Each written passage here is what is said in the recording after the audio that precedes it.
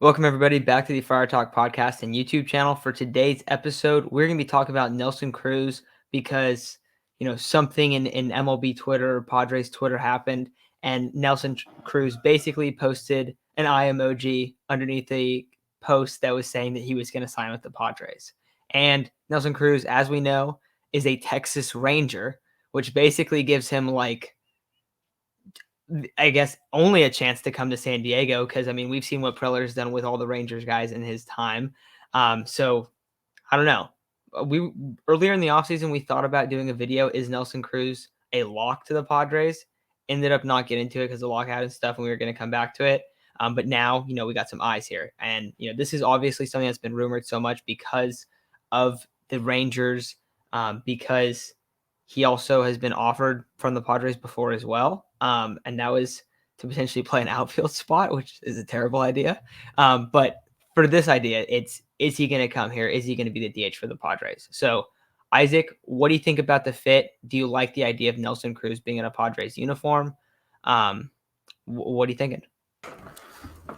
So I feel like there's kind of like two sides to this, whole debate on is Nelson Cruz the right fit for the Padres? And there's a side where, in the first half of 2021, before the All-Star break, he was a stud for the Twins. He's always going to be one of the best DHs in baseball for sure.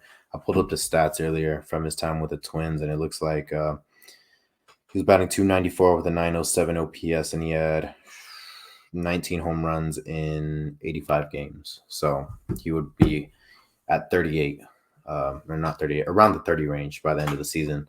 And that plummeted when he went to the Rays. I think his average went down to like 220 something. His OPS went down to the 700s. I'm not entirely sure off the top of my head, but 13 home runs. So there's a side where are you gonna take the side with the Twins where he was a stud, or are you gonna take the side with the Rays where he wasn't? Now, what the trends show us is that he's a stud. He'll be fine. Like maybe this was just an outlier. The back 60 games don't compare to the front 90 games that he played, and this is just an outlier. He's going to be back to the guy that was hitting around the I think he'd be around 260, 270 range. He's going to finish the year with 30 plus bombs and maybe above an 850 OPS, but I'd estimate him around 820, 830. Or, has the age caught up to him now? Is he going to be able to do a whole 162 game season? And I bring this up because like when I think of Yu Darvish, I think, oh, he had an amazing, not even first half. Like he was amazing up until June. And then after June, it just, it all fell off, not only because of sticky stuff, but because of injuries. Will Nelson Cruz's body break down at a certain point? Now as a DH, the likelihood of that is not very high because all you got to do is hit. So, he'll be fine if he's a DH. Am I fully on board? I guess, am I fully on board with Nelson Cruz being a Padre just as a DH? I wouldn't say I'm fully on board, but like, I don't think it's a horrible idea. If the guy's going to come in and hit 30 plus bombs, you're getting a massive improvement in terms of slugging percentage and home runs, OPS, all that kind of sweet stuff where you see most of the playoff teams end up in the top 10. So definitely not opposed to the move. Yeah, basically what Isaac was saying, anytime you can plug in a 30 plus homer guy, it's kind of just a positive in general. The only thing is Nelson Cruz is getting old. Nelson Cruz might hurt his back or oblique, and we've seen with those injuries that hitters will be gone probably 2 weeks to a month. And you know what? With the way Nelson Cruz was playing on the Twins, I think you shoot for him and go, this is the guy that we are probably going to get. You can go and look at the Rays and be like, okay, normally when a guy gets traded to a team at the deadline, there is usually some regression. We've seen that with multiple guys. Trey Turner, when he first got traded to the Dodgers, wasn't doing too hot towards the end of the season, was turning great. Mitch Moreland in our postseason run basically was next to useless outside of a couple of games. I'm not even going to mention Jake Marisnick because he didn't even play. But like anytime you saw a guy who got traded at the deadline, there was usually some regression and then they would start to bounce back. Unfortunately for Nelson Cruz, I don't think we really saw that bounce back. But what he did at the beginning of the season is what we should be hoping for and what we should be looking at because that's what really mattered. So if in the first, 85 games a season, you said? Isaac, he hit 19 home runs. We don't have another guy on the roster outside of Manny Machado and Tatis that would have hit over 25 home runs in a full year. We can count Grisham. Okay, he was injured and then had a sloppy second half of the season. I don't even want to count Eric Hosmer. Will Myers has the potential to get to 25 bombs, but are we going to see 2020 Will Myers or are we going to see 2021 Will Myers? That's the biggest question no one can answer. So outside of those two, we didn't have another guy that was going to provide us with any sort of power. Nola was hurt, and Nola's not even the best power hitter. Cronenworth, he's great, but I don't think he's going to get to 25 home runs in a season. If not, that's going to be around his max. We don't have another guy that's going to drive in 30 home runs with probably a ton of RBIs because, you know what, we now have a DH. We don't have to watch Darvish hit or Clev hit or anyone else hit, other than the one time we had Slam Arena. Watching pitchers hit was miserable, and it was like a free out. So now you can fill out the lineup better. You get more power. You get a guy who can drive in people in scoring position, who probably won't ground out to second base, Eric Hosmer. So you know what? I'm on board with adding someone. It doesn't have to be just Nelson Cruz, but Nelson Cruz definitely is one of the best bats out there to get for DH.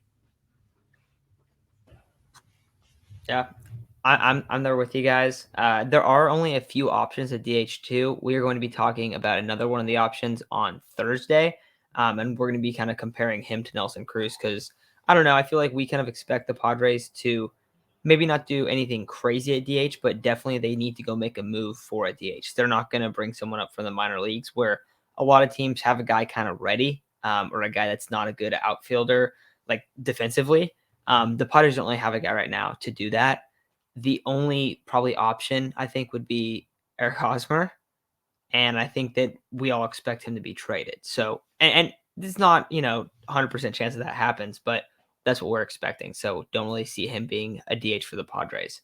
But, you guys brought up, the age, you brought that up, Isaac. And then Chase, you're talking about, is he like how much power he brings in and everything. And when you go back to the age, like Isaac brought up, because I think that's a very fair point. If we're coming in here and we're assuming that Nelson Cruz is going to be the guy that he's typically been, then yeah, of course, like sign me up for that. 1 year, $10 to $12 million, that's a pretty solid deal. I'm all for that. Now, that would mean like you're probably kind of tight for cash in some other areas unless you move Eric Hosmer. You'd have to kind of see how that works out and maybe free up some money elsewhere. But if you do that, you still need an outfielder. So that's not like a crazy need. You also still need a first baseman if you move Hosmer. So that's still two positions you have to fill. So you look at this deal and you go, okay, is it worth it offensively? If he breaks down because of his age, the Padres are going to be in a horrible spot. That's what will happen if he breaks down because of his age. However, I'm going to pull up his baseball savant page here real quick. And I don't believe that's something that's going to happen. And let me know when you guys can see it. Okay, here we go. I don't think it's something that's going to happen because look at the exit velocity. Like, he's not out there and he's like getting weak or he's like struggling. I mean, it seems like it was a typical trade deadline regression. You look at these numbers right here and you go to 2020 when he had amazing numbers. He barreled the ball a little bit more and he walked at a higher percentile. Like, that's not like age slowing down. Like, that's probably going to bounce back a little bit. That's from having to make an adjustment to not being on the same team, I think. So I'm not expecting him to break down because of his age. Defensively, he's not going to play any defense. If he was playing defense, then I think this would be a little bit of a different discussion. But also look at these bombs in the outfield. Like, this is the spot to hit it at Petco too. So I think this would be a great addition for the Padres. Is it going to happen? I don't know. Are the eye emojis encouraging? Yeah, I definitely think they are. But there's only a couple options, and I think that if you do this, you immediately add an impact bat, and that's something that the Padres have been heavily lacking for my entire life.